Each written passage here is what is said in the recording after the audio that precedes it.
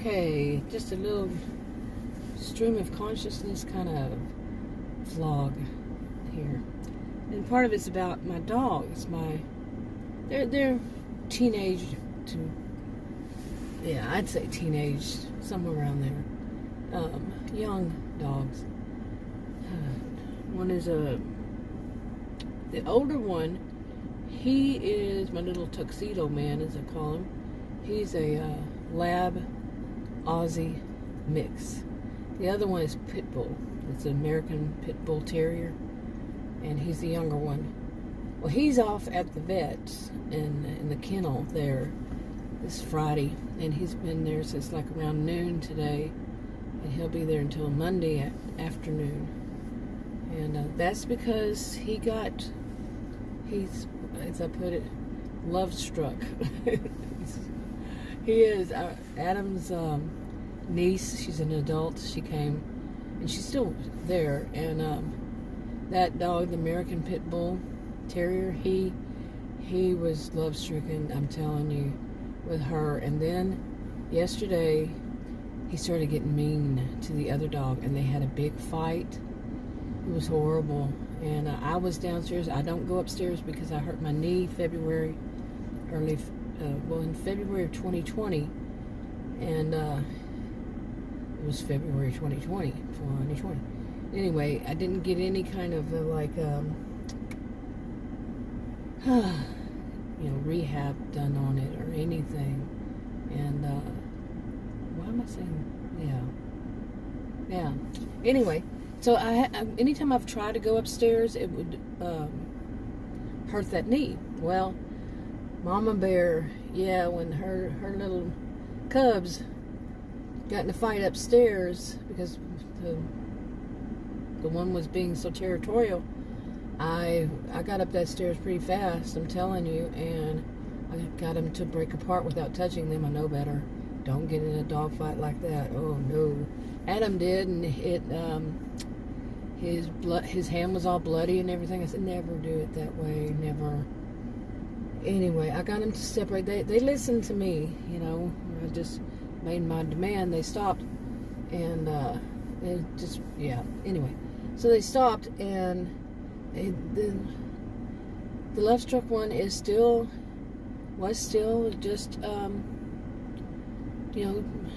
ready to attack at any moment, and they got into a fight. I was separating them, keeping them separate. But anyway, I told Adam today, take him to the vet, and we're gonna have him neutered. I have never in my lifetime said we need to get an animal neutered. You know, I'm not talking about animals that can run free or something like that. I've never had an animal that wasn't in the house. Okay, and but I've never said, a pet, I want any neutered. And this one, it was solid in my mind. It was, we have to have him neutered because he's too aggressive. I mean, but he's not aggressive with anybody, just that dog, because he's so territorial, because he's Lovestruck, and he doesn't want the other dog up there because that's his person. You know, she is Adam's niece, and she's an adult. That's, his person. So Adam took him down to the vet, and they said they couldn't do it. We have to wait another week. But I said, he called me. I said, leave him there for the weekend till we can figure out something better to do. I said, plus, when he comes home, ask her if he can have something basically like a chill pill, until our appointment to have him neutered. And then even for a little bit after that, because it takes a little while, from what I understand, to get all the hormones out of the body.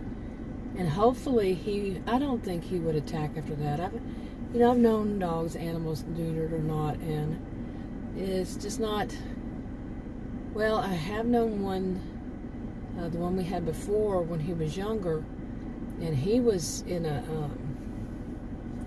we used to just call the dog pound, but I wasn't living here. I wasn't here even in the area when he got that dog, and it was already neutered.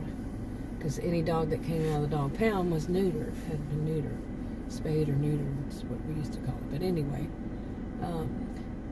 and that dog could be pretty aggressive.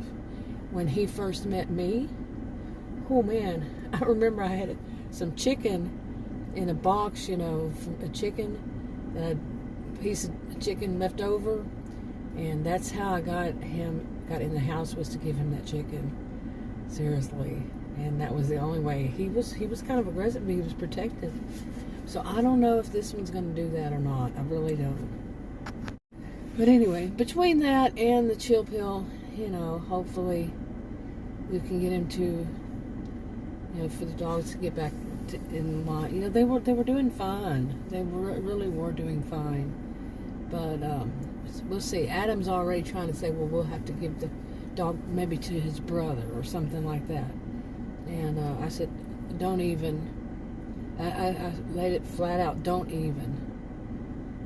Because I had actually said that. I said, before I thought about it, I was a little worried. I said, maybe we might have to give it to his brother. But his brother has dogs too, so what are they going to do? I mean, come on. And I told him, don't even. Because Adam keeps saying now that we have the dog, in the kennel, the one, he's saying, oh, it's just so calm, it's back to normal, it's back to how it used to be.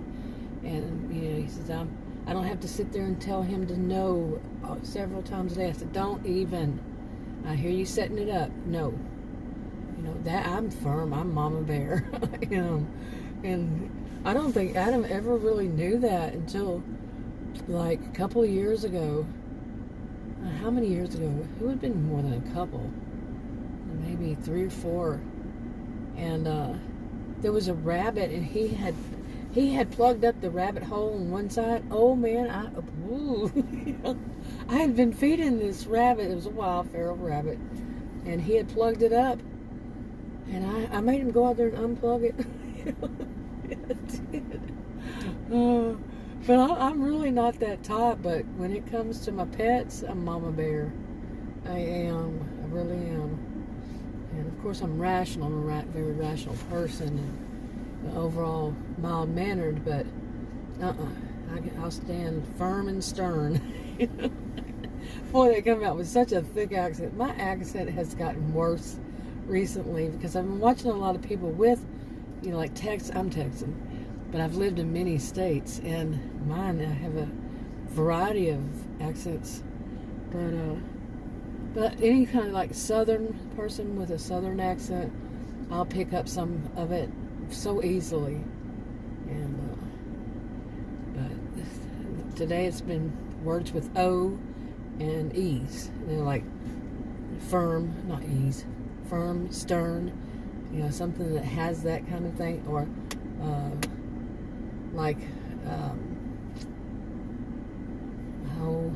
one with an O in it, like 4-letter word with the O in the middle, it's a vowel. Yeah. I don't know why. I'm sitting out here in front of a house where I'm on the street. I'm at a park. There's a park here. No problem. Legally parked here. But the tree is my shade. Where I usually park, down the road. It's weird. There's been a car one day months ago. I looked at, I used to park under a tree over there, and for shade. Since my mount for my cell phone, which is my camera, is on the windshield, and I have shade so it wouldn't get hot and cut it off. But okay, anyway, and there was a car parked on the other side where I used to, like in the evening, go in the later afternoon, I'd go and park over there because where the shade would be. In the daytime it would be, early morning would be on this side. Anyway, there was a car, and it had a bunch of clothing hanging from inside, hanging up, and I mean, it's been there for months. And then all of a sudden those clothes, because I parked like right across from it. That's where I usually park for years. And the clothing was gone. Like this shirt, this suit, something like this. It was just gone. I mean, months later. It's been, like I said, it's been there for months. It's still there. Okay, that is weird. I mean, it has not left the same spot. And it's not parked in front of a house. But weird. I don't know. You know, and I say things with the people who, that woman that came out of her house, I didn't see it because it was behind my camera, but when she got in front of me, I could see it. And she was taking pictures of me. Picture and video. And then what I think was her husband came walking down there looking at me and stuff. Hey, if you can live near a park, in front of a park, really, you know, don't be paranoid. Well, I'm not being paranoid about this. I'm being like, that is weird. I mean, there's nobody in it, you know.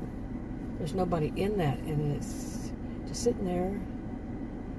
It's kind of like when somebody parked behind our driveway one time, and you know, on the other side of the street, not, you know, blocking us in or anything, but on the other side of the street, and we never seen it before, nothing, and just sat in the same spot, never moved, and made it difficult for us to back out a little bit. And one time I backed out and I saw that there were flies swarming it and flies covering it. And I was like, oh my goodness, what in the world, really? What was in there that these flies were wanting so bad? And I mean, finally it moved. And I don't know if somebody maybe in the neighborhood complained. Besides, I didn't complain. But it moved and it was gone. And I told told our next door neighbor, one of our next door neighbors about it, and she said, I think that was my brother's friend's car that you're talking about. And I told her about all the bugs, and she said, yeah, that's weird. Now my thought is that it was a guy, probably had left like a sandwich or something in there, and they went on a trip or something. I think that she said that they had been on a trip, and he may have left a sandwich, you know, some kind of food or something, and it just, you know, sat there for however long it was, a week or two, I don't know. And yeah, until the flies were there. See, think it through. But anyway, I see that this is, yeah, you were seeing that little edge, but I finally did get a new car mount I got one in before this one, and that one had a warning, a bunch of warnings on it. I was like, really? I threw it right away. Man, threw it away right away. Oh my goodness, the warnings. Wow. And so I ordered another one. I said, I hope it doesn't come in with all these warnings.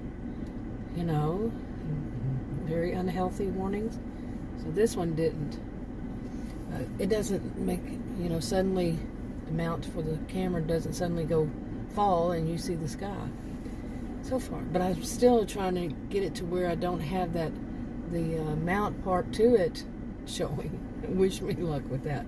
It does have to be turned this certain way, like this way, in order to do it. Yeah, this is stream of consciousness. But anyway, I think I'm going to go home and see if I burn my beans almost again. I know, it's weird. We have, you know, I'm here in Texas, north central Texas, and we're another place that has all these heat waves. And I have experienced something I have never experienced, well, maybe once or twice when I think about it. But we've had this heat wave, or heat waves, however they say it. And the towels in our house are so brittle, like brittle dry, and they've never been like that ever before. My little monitor thing says the humidity's around 50% or so. Has a little smiley face. 40 to 50 is usually what it says. Outside is not. Outside is like in the 30s and below. And I don't know how that's saying that. Maybe it's broken. Maybe it's wishful thinking itself. Right. But it's so brittle. And anyway, I was trying to get a little bit of humidity in by making some beans. That's what we did in the wintertime. We need some more humidity. Well, I also have a humidifier, but it was mainly for one room. Yeah. Oh, stream of consciousness. I think I'm going to wrap it up. I'll talk to you on another video. Bye.